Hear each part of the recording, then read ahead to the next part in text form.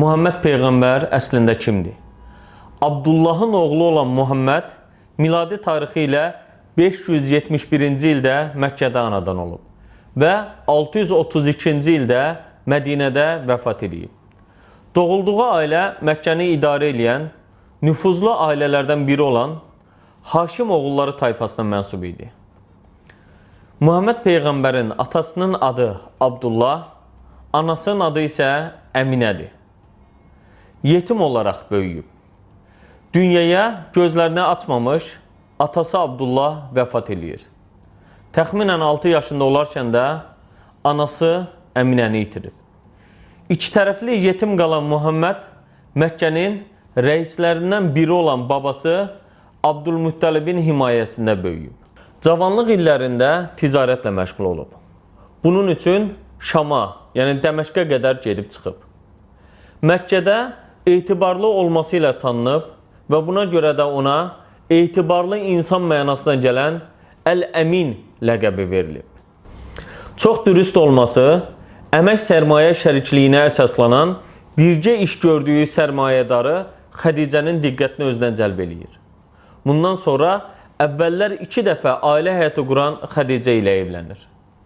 Muhammed həmin vaxt 25 yaşında subay oğlan, Xədicə isə 40 yaşında və hətta 3 uşaq anası dul bir qadın idi. Muhammed Peyğəmbərin Xədicə ilə evliliyindən 6 övladı olduğu qeyd olunur. Muhammed Peyğəmbər həyatının 53 ilini Məkkədə, Quranın təlimlərini çətin bir şəraitdə yaymaqla keçirib. Ömrünün qalan 10 ilini həyatına qəsd olunduğu üçün xəlvətcə Məkkəni tərk eləyərək hicrət etdiyi, köçdüyü Mədinədə yaşayıb. Mədinədəki illərini nümunəvi, model İslam cəmiyyətini meydana gətirərək, Quranın dəvətini çatdıra biləcəyi hər yerə yaymaqla davam etdirib.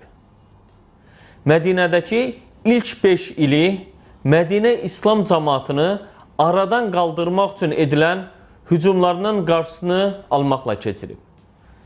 Bədir, Uhud, Xəndək və daha bir çox savaşın səbəbi də əslində budur. Hicri təqvimin 6-cı ilindəki Hüdeybiyyə sülh müqaviləsi ilə Məkkə müşrikləri artıq Mədinə İslam cəmaatının mövcudluğuna qarşı təhdid olmaqdan çıxmış, bir il sonra isə Xeybərin fəthi ilə Mədinə İslam dövləti yerli güc olduğunu sübut etmişdi. Hicrətin 8-ci ilində çıxarıldıqları Məkkəyə qansız qadasız qayıdan müsəlmanlar həmin il Huneyn döyüşü ilə bölgədən gəlməsi ehtimal olunan sonuncu təhdidi də aradan qaldırıblar.